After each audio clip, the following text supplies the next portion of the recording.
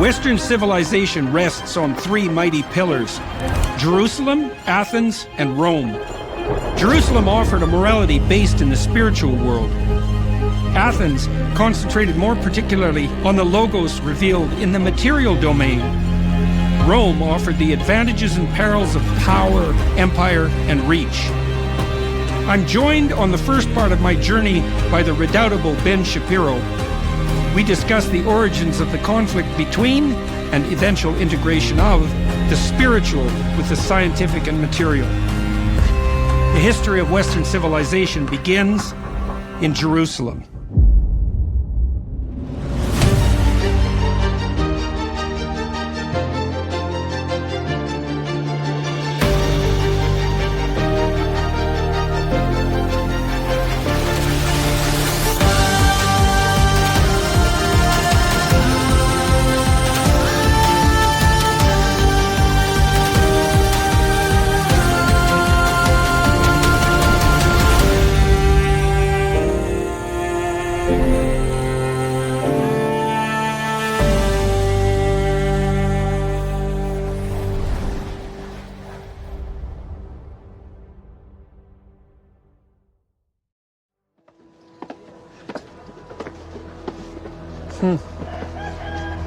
That's a cemetery there, right? This is Mount of Olives. That's the Mount of Olives. It's Har Zaytim, yeah. Oh, wow, this is amazing. Yeah. We're in Jerusalem because the Jews converged on the idea that the central reality of the world was something like an animating spirit. Where's the Garden of Gethsemane? That's here. Where the church is. Yeah, this whole area is the Gardens of Gethsemane. Jerusalem is the birthplace of Western civilization. It's the first place where people seriously start to think in a communal way about the idea that there is a set of godly values that rests above human authority. There's probably no difference between the emergence of monotheism and the spread of civilization. You know, because people might say, well, why is it so necessary that there is a God? The answer to that is because there has to be a central animating spirit. And then you might ask is, well, why does there have to be one God? And the answer is because you don't have unity without worshiping the same God. You have to be doing the same thing. You have to be possessed by the same spirit. The eternal Jewish question is, what is the proper nature of that central animating spirit? And the Bible is actually an answer to that question. In order to truly understand the modern day conflict in the Middle East, this is a great view because what you see is that everything is right on top of each other. And so when you look across the landscape, you can see the Temple Mount up and to the left, and then you move toward the Mount of Olives and you're looking at Jewish graves going back centuries. And then you move a little bit to your right and you're gonna see an Arab village that used to be a Jewish village. They're very small pockets of places where Jews are living, protected by barbed wire. Everything is right on top of each other. And so whenever people suggest, well, you know, just a quick population separation and you're done, it's not quite that simple. All the geography here is high resolution. Everything is marked. Everything is half territory and half map. Everything. Mm-hmm. So there's no wonder there's so much conflict. When you say high resolution, it's also just, everything is just geographically incredibly close together. Yeah. Like when people say East Jerusalem, they mean like this, is that. Right. Like here's the old city and you're David and that's East Jerusalem. Yeah, well, it's kind of reminiscent of Manhattan that way. Exactly. Mm-hmm. Except here everything's 3,000 years Yeah, old. right. It's crazy. Yeah, you don't realize how new America and Western civilization is in the Anglo-American history is so new compared to biblical history. It's amazing. Even true of European history. Mm-hmm. Most of the places we think of it as old in Europe are like 300 years old. Right, exactly. 500 years old. In America, the entire history of the country, it's like, oh my gosh, I visited Plymouth Rock. You know, wow, that's 400 years old. Like, well, over here, that's like a house that somebody built 5 seconds ago. Right. They did map out the biblical road that the fathers in the Bible travel. Mm-hmm. Like where Abraham came, and he's like wandered down in this direction, ended up there with the sacrifice of Isaac. I took Jordan Peterson to the Temple Mount because it's perceived as the foundation stone for the building of the world, according to Jewish theology.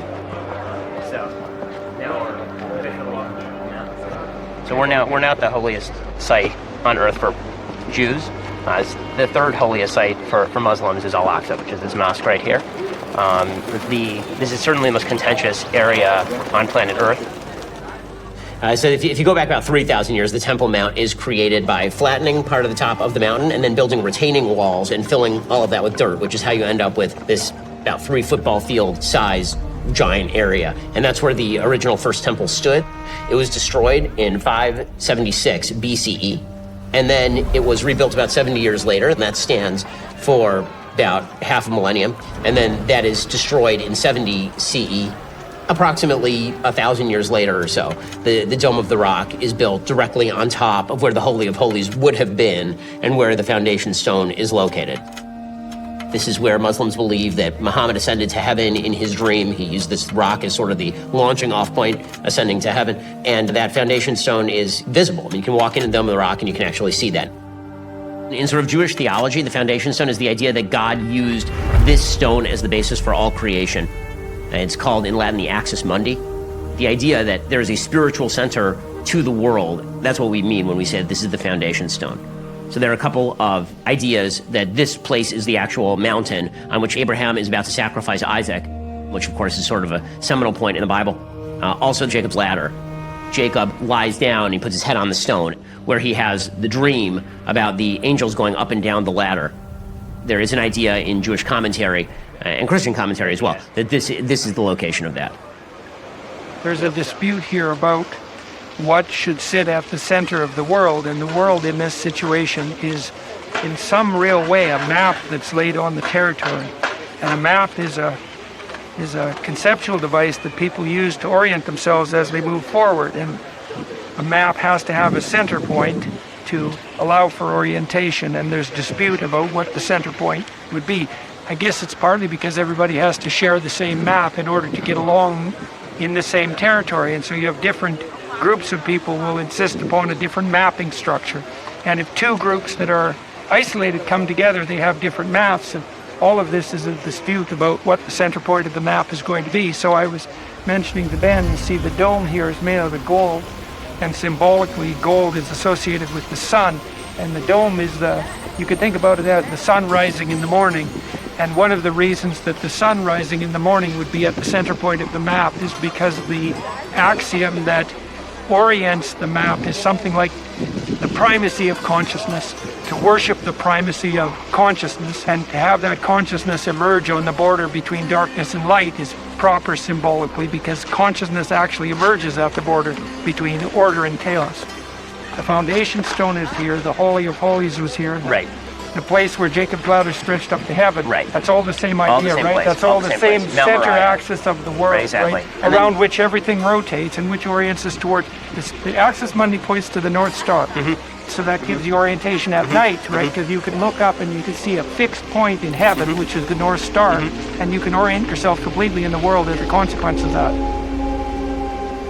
What does it mean for consciousness to be primary? Well, you can't have something without there being awareness of it. Even when we talk about our cosmological models extending back 14 billion years, we say there was a big bang, and what we say sotto voce, right, in a soft voice is, if someone was there, this is what they would have seen.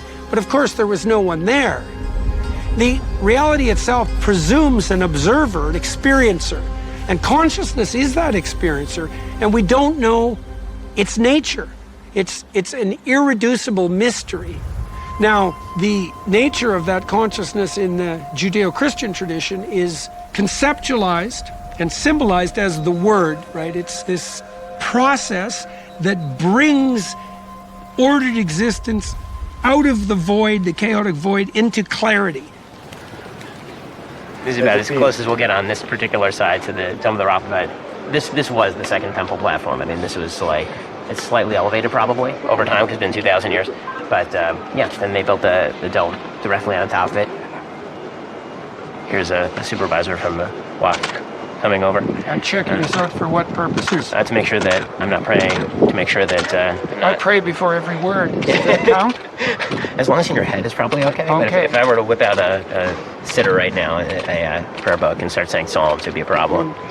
This is probably, I assume this is why you wanted me to have the hat on for this part of the journey. So Jordan and I go up to the Temple Mount, and we're walking around. That's literally all we are doing. We're walking the perimeter of the Temple Mount under guard, because that's what you do according to the law. You're not allowed to carry up, if you're a Jew or a Christian, any religious items. If you're a Muslim, you can do whatever you want. You're not allowed to pray up there openly if you're a Jew, or if you're a Christian. If you're a Muslim, you can do whatever you want. The simple fact that Jordan and I are walking around up there gets caught on tape, and people who are, I would say, malicious in intent decide that they're going to characterize this as Jordan Peterson and Ben Shapiro invade the Temple Mount. People are literally paid to be up there pretty much every day, ready to jump on any incident that they can turn into some sort of narrative about predations on Islamic rights up there, which is an absurdity. The only people who actually have the full rights of movement and prayer on the Temple Mount on a daily basis are Muslims. This is the origin of Western civilization. If you believe that it's Jerusalem and Athens, which is sort of the typical structure that people use to discuss, then this is the center of Jerusalem, this is the axis mundi, and we're walking through it right now. You're walking through not just history, but the foundation for the entire modern world. Western civilization, traditionally speaking, has been thought of as the marriage of Jerusalem and Athens. So Jerusalem is the foundation of a godly morality, human beings who are bound by a higher power in an understandable universe where they can discover God through the process of reason and revelation. And then that has to be balanced with Athens, which is traditionally seen as human rationality and human reason. So if the idea is revelation is religion and reason is science, then essentially the marriage of those two things is Western civilization. You know, that Athens and Jerusalem idea as the twin pillars, they're not exactly twin pillars. They're one pillar stacked on top of the other, because the Jerusalem part of it is the narrative that's been coming down from the top, and the Athenian part of it is the realization of the logos of the material structure that's rising from the bottom. And Western civilization meets right in the middle. And partly what we're trying to puzzle out right now, really, in our culture, is the further details of how the narrative and the material interpenetrate. And you see that here, because this place is a place where the narrative and the material are fighting to interpenetrate, and it's multiple narratives competing to map the underlying territory. There's too many potential stories in the material substructure. Right, that's the plethora of facts. Right, so you need an orienting structure that descends from above to extract out the proper facts from the material. Right. And that's the union of Jerusalem and Athens. That makes perfect sense. Yeah, well, and that's all converged. All the cognitive science is converging on that revelation, I would say. You know, when people sort of mock faith, which is what they try to say that Jerusalem is, and Jerusalem is really sort of, I would say, informed faith, meaning that it's not sort of principles that are taken from nowhere, but you do need the ratification of a revelatory structure in order to just say these are things that are inarguable. The scientific insistence that you can have a narrative-free encounter with the facts and orient yourself is simply not true. And then every time they try to pull away from narrative, the narrative just... Well, if you destabilize, what happens is if you destabilize a fundamental, differentiated, functional narrative, and destroy it, it gets replaced with a low-resolution, catastrophically oversimplified narrative that's just devastating. That would be what happened as a consequence of the death of God. That, well, the differentiated, historically instantiated, unifying narrative collapsed, and then what happened? Power. Yeah. Power. Right. Yeah. One pixel stories. Right. Everything's power. Tell me about the wall. So this is all exterior wall. That is, you can see by the size of the rock that it's Ottoman era, right? It's smaller stones. The whole city's built out of this rock. Jerusalem stone, yeah. It's Jerusalem stone. Yeah. If that's the Jerusalem stone, and there must be strict building codes in Jerusalem. Everything has to be made of. Pretty much, yeah. Yeah, so it gives it a homogeneity. Yeah, it's really nice to see that, you know. It makes it feel like a place instead of this just hodgepodge. Yeah, which is every modern city now. Exactly. You know, it's so pathetic. No, the geography here is like, it's cool. It's a gorgeous city. It's beautiful. One of the coolest things about walking through Jerusalem is that you can see the progress over time. It's almost like walking forward through time. You start off on the Temple Mount, which is fully 3,000 years old, and then you walk through the old city of Jerusalem, which is some are between 1,000 and 500 years old, and then you walk directly into Mamilla Mall, which is about 20 years old. They all use the same basic building material. There's building restrictions in Jerusalem that you have to build out of Jerusalem stones, that there's sort of architectural similarity and continuity of aesthetics. And more American cities should do this. I mean, one of the big problems in American architecture is that it's just basically a hodgepodge, whatever people felt like that day. But there is nothing worse than when you see an old Gothic cathedral and then right next door somebody's built like a modern monstrosity. And there is nothing, I think, more beautiful than walking through a city that recognizes its past while simultaneously reaching for the future. Jordan and I walked past this model of the old city of Jerusalem, and you can see what it looked like in the time. And all of Jerusalem is built around this idea that the ancient and the modern are all of one piece. So this is an attempt to control the site. Oh, yeah. Jerusalem's filled with the cats. Or are you fulfilling your one of the rules there? Yeah. When I see a cat. The cats, by the way, are a British thing. The British brought in the cats to kill all the snakes. They killed all the snakes. The cats killed the snakes? The cats killed the snakes. But they then proceeded to take over. Killed snakes? Apparently. Good That's what I was told the other day. Cats are quite something. Yeah. And then they took over the entire area, especially because Orthodox Jews, they have real restrictions on spaying and neutering. So that means that the cats are all over the city. There's cats everywhere in Turkey too. Oh, really? Cats everywhere in Greece. Yeah, cats probably every place the British set foot, right? Brought like in their cats. Yeah, exactly.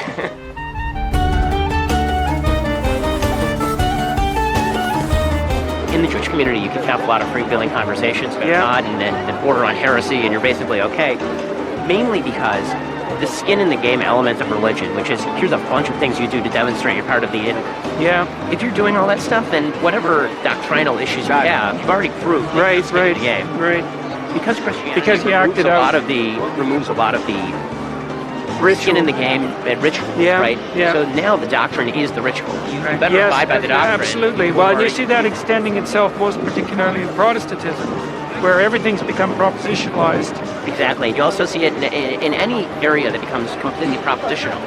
You see an inability to tolerate diversity of thought at all. Yeah. And that's why the objection to nationalism, which is like, well, you know... Yeah, that's a nice general principle. You know, so what that would mean is in the absence of a shared drama, right, which would be embodied, then you can't tolerate propositional deviance. Right, exactly.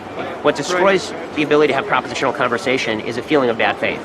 The reason you're doing this is to avoid the responsibility. Yeah. The reason that you're saying this is because you want to destroy the system. Right, well, it also might be that if we differ propositionally, we start to differ in terms of our actions so much that we can't inhabit the same space. Exactly. And that would always be the unspoken issue. It's like, well, if you disagree with me on this, what else do you disagree with me about? And how do we know that's commensurate with living together?